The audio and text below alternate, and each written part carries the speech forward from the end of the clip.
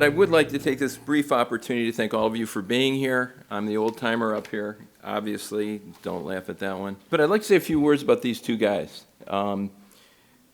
Great guys to work with. I'd like to thank Kyle for giving me the opportunity to speak. Normally I'm just sitting there listening.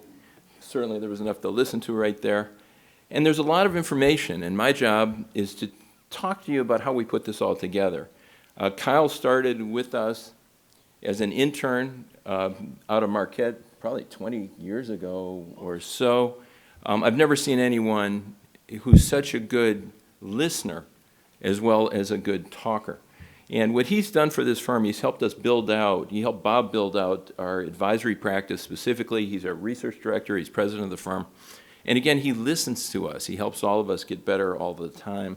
This guy over here, Adam, my God, he's the third generation of his family to work for this family company. And it's not even the same family.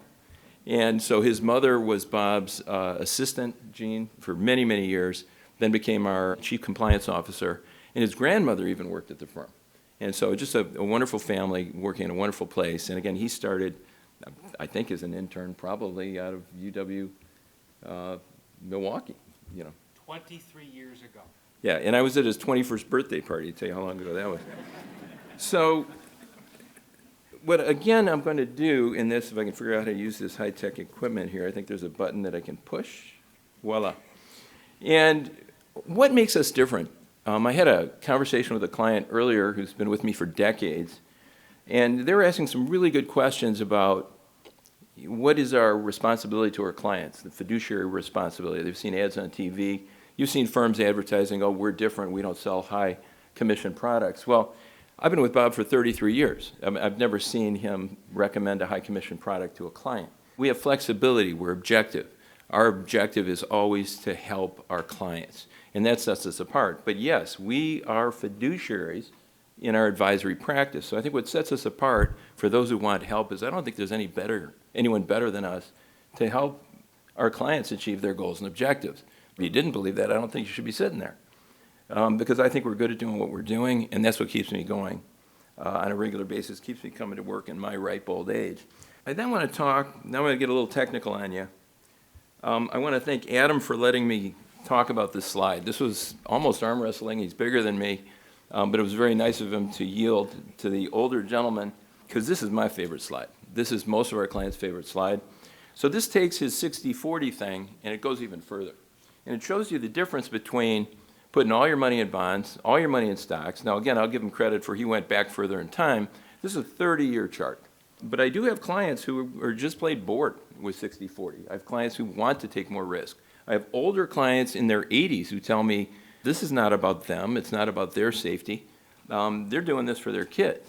Now, it's important for you in designing a portfolio or in having us help you design a portfolio for you to identify or for us to identify with you what your objectives are. We spend a lot of time talking, when we talk about the 60-40 portfolio, about income needs. If you're taking 4% per year out, we like 40% as a starting point because we've got a 10-year cushion while the other 60% is going up and down, again, if you're drawing 4% per year.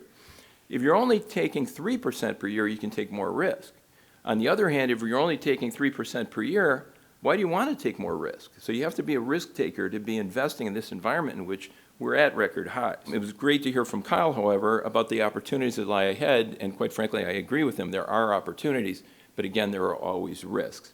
So when you look at this chart, the orange color is all bonds. So if you put all your money in bonds over the past 30 years, and again, there's only two variables, stocks and bonds. If you look at that little chart, it said that with all bonds, that top box says you would have made 5%, 5.1% per year. And if you think about it, over 30 years to make 5% per year, that's not bad. You can't do that in bonds today, I don't think, going forward. So you would have done pretty well. Why even bother with risk? Well, that's simple. If you look at the very bottom box, or at the top right-hand, that blue circle, with stocks, you would have done about twice as well, 9.9% per year. So why wouldn't I want to do that? Well, then we come back to what Adam was just talking about. And it's how much risk are you willing to take? I've been with the firm now for 33 years. In that time period, there have been 4 significant sell-offs. We call those bear markets. As Adam indicated, 2 of those were within the past 5 years. The pandemic took the stock market down 30% from February 19th through March 23rd of that year. And again, as Adam also pointed out, if you stayed in the entire year, you made money. You made good money, and you made money the next year. It was only the next year, when we had another bear market in 2022, the stock market got clobbered. We ended the year down 18%. We were down more in that quarter, as he pointed out. But then if you were patient, you started making it back the next year. So as, again, Adam pointed out, it's patience, which is a virtue when it comes to being successful, really with any portfolio, especially if you're taking more risk. If 60-40 was bad enough, what he didn't tell you was that 2022 was a terrible year for bonds as well as stocks. And so you really do have to be, again, credit to Adam on this one, patient to be successful as a long-term investor. And we're constantly, that's what we're there for. If you are concerned about something, we're there to hold your hand. We're there to give you a hug after you've lost all your money. Heaven forbid. But we're there to help you, okay? So if you want help, if you want hugs, if you want us to hold your hand, whatever you want, we're there for you. And I think that's it. It's an intangible, or tangible if you get the hug, okay? So I'm very needy, obviously. There's one factor we didn't yet talk about here, and that's that funny little symbol above those percentages that are next to returns. My technical buddies over here would call that standard deviation. I believe that's what that stands for. And that's what, again, Adam referred to as that variation in returns that happens. And it's quantifiable. And over this 30-year time period, the range of returns for bonds would have been plus or minus 6.3 plus or minus the 5, if I did that right. That's about 68% of the time, okay, 2/3 of the time, or one standard deviation. Now, again, I had to take statistics in college. I passed. I deliberately took it pass-fail. But this is one concept that we talk about here on a regular basis. I did pass. I was a psych major. I didn't have to know much of anything. It was later on I became an accountant and all this other stuff. Okay, if you look at stocks here, the range of returns is greater. So you take the 10% you made, but it's plus or minus the 17% 2/3 of the time. That doesn't account for those bear markets. Bear markets, on average, occur every 4.5 years, and we didn't have one for 10 years, and you can have huge volatility in those time periods. So fasten your seatbelt if you're going to go 100% stocks. But I will assure you, if you're patient enough over long periods of time, at least historically, you've made more money doing that. I don't really recommend it, but definitely talk to your advisor. I like cash. I mean, I'm getting old. Okay, so let's get off of that subject. Well, let's come back to that one more second here. There's a concept I want to bring up here, if I can still talk. And that's the concept that Bob always referred to as humility.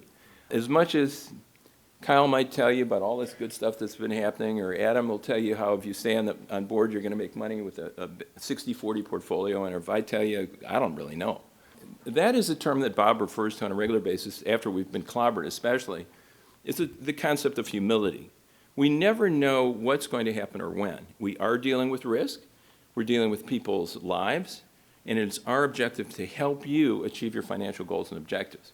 It's very important for you to talk with your advisor about how you feel you're going to handle risk. As I've talked with Kyle about repeatedly, I love asking my clients, it's sort of like, it was I forget the film, Jim Carrey, in The Mask, he says, "Do you feel lucky?" Okay. Was it Jim Carrey? It was Jim Carrey. And so, but the question isn't whether do you feel lucky, okay? It's how much risk do you want to take? And so the question I ask is, this is tricky. Would you rather make more or lose less? I love the laughter because it's true. People say to me, well, of course I want to make more, but I don't want to lose. And I'm not going to give you that type of assurance. And if they're really smart, they'll turn it back to me and they'll say, well, I don't know, that's what I hire you for.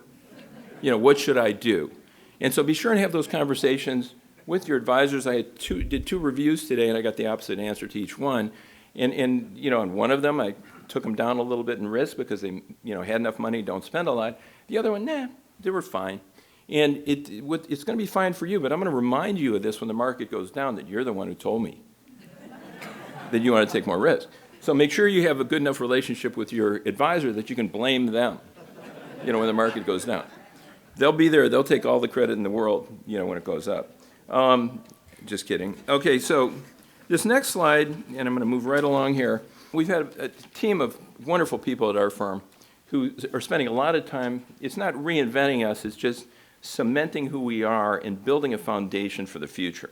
So the new website, as Kyle mentioned, it's brilliant. It pops out at you, very easy to navigate. And this is to the credit of a lot of people at the firm who've been working on this. I know Kyle's been working on this. Ruben, who's here, has been working on this. His wife, Lauren Neese, who's our executive vice president, has been working on this. Oh my God, I don't know. Joel Dresang does a lot of writing, does a lot of stuff on the website. So if there's any questions that you want answered, they're in the website somewhere. So definitely push the buttons, go into the website, take a look at it. It tells us who we are. What's the laughter for? What did I do? I don't know. It's that. I'm not going to quit my job and become a comedian, believe me. So we talked about Bob Landaas. He's with us always, and he really is still out there. He's actually in Colorado right now.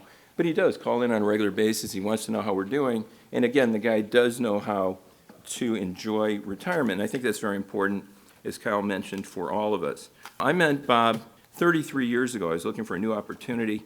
I did some time in, you're looking which prison? No.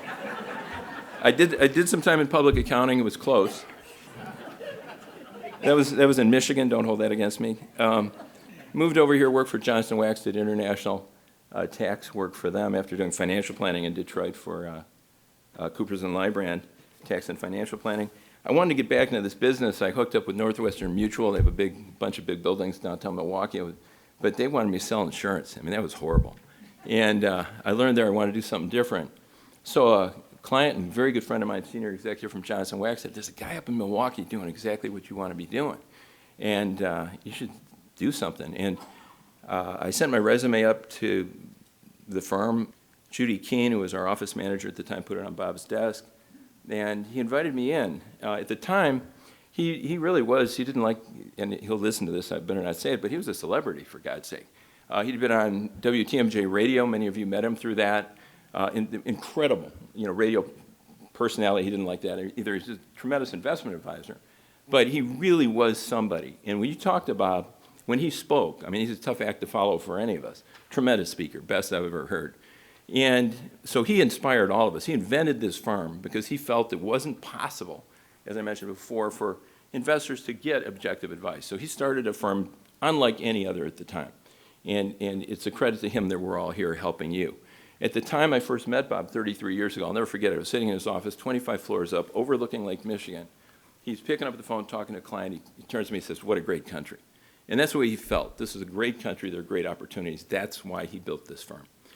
And at that time, we had less than $500 million under management. Now we have over $4 billion under management.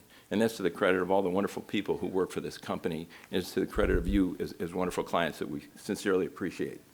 So he was starting a TV show at the time. He met me. Many of you should know that. The TV show was called Dollar Signs. Joel, who's here somewhere, maybe helped him with that tremendously. On the radio show, Max Holzo, who's on our podcast weekly. Kyle does a wonderful job. Please tune in, listen to the podcast sometime. I don't want to spend too much time over here. I'll fall over. I'm getting that old. So push some buttons on here someday. Read about the wonderful people we have working at the company. One of our newer people at the company, Samantha Lanuez, is working on a program we're working on to kind of cement who we are. So we're there for all of you and future generations. And so this identifies our core values, core strengths. So with that, I've talked enough. Thank you for being here. I'm going to turn the podium back over to my friend Tom.